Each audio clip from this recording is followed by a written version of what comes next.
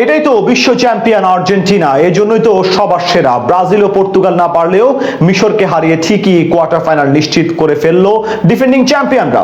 যদিও মেসিদের বিপক্ষে দারুণ লড়াই করে মোহাম্মদ সালাহ বাহিনী।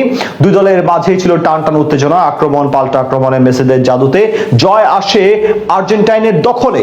মিশরের বিপক্ষে আকাশী নীলদের এমন পারফরমেন্স নিয়ে বিস্তারিত এই রিপোর্টে।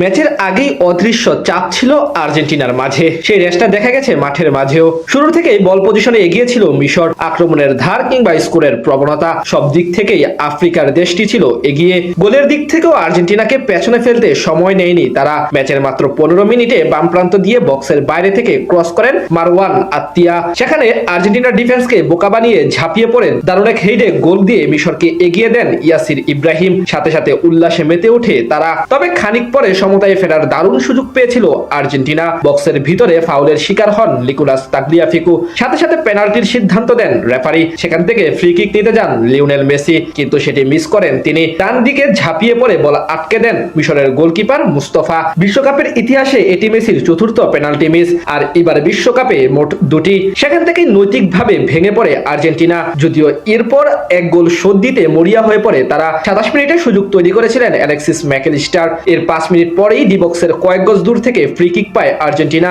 সেখান থেকে লিওনেল মেসির শট আঘাত হানে গোল পোস্টে। 39 মিনিটে আরো একটি দুর্দান্ত সেভ দেন মিশরের গোলকিপার মুস্তফা। এবার আটকে দেন হুলিয়ান আলভারেজের শট। এর মাঝে আরো কয়েকটি আক্রমণ করে আলবেসিরেস তারা, তবে মিশরের রক্ষণ ভেদ করতে পারেনি তারা। ফলে শেষ অবধি এক গোলে পিছিয়ে থেকেই হাফ টাইমের বিরতিতে যায় মেসিরা। দ্বিতীয়ার্ধ শুরু থেকেই গোল করতে মরিয়া হয়ে পড়ে আর্জেন্টিনা। তবে ম্যাচের গতি বাড়িয়ে কাউন্টার অ্যাটাকে মনোযোগ দেয় মিশর। 47 মিনিটে সময়টায় ফেরার সুযোগ পেয়েছিল আর্জেন্টিনা। ডি বক্সের বাইরে থেকে যদিও দুর্বল কিক নিয়েছিলেন রদ্রিগো দি পল, সেটি দারুণভাবে ঝাঁপিয়ে পড়ে দারুণ সেভ দেন মিশরের গোলকিপার মুস্তফা। এরপর মিশরও বেশ কিছু অ্যাটাক করে। এর মাঝে 58 মিনিটে মোহাম্মদ সালাহর অ্যাসিস্টে গোল করে ব্যবধান দ্বিগুণ করেন মুস্তফা জিকু, কিন্তু সেই গোল ফাউলের কারণে বাতিল করেন রেফারি, জানিয়ে তৈরি হয়েছে বিতর্ক। তবে এর জন্য অবশ্য বেশিক্ষণ অপেক্ষা করতে হয়নি তাদের।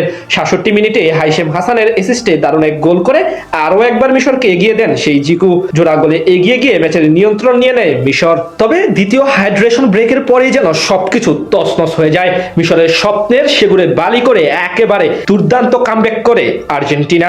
ম্যাচের 79তম মিনিটে গোল করে আর্জেন্টিনার ব্যবধান কমান ক্রিস্টিয়ান রোমেরো। এর খানিক পরেই লিওনেল মেসির রকেট শটে ব্যবধান সমতায় আনে আর্জেন্টিনা।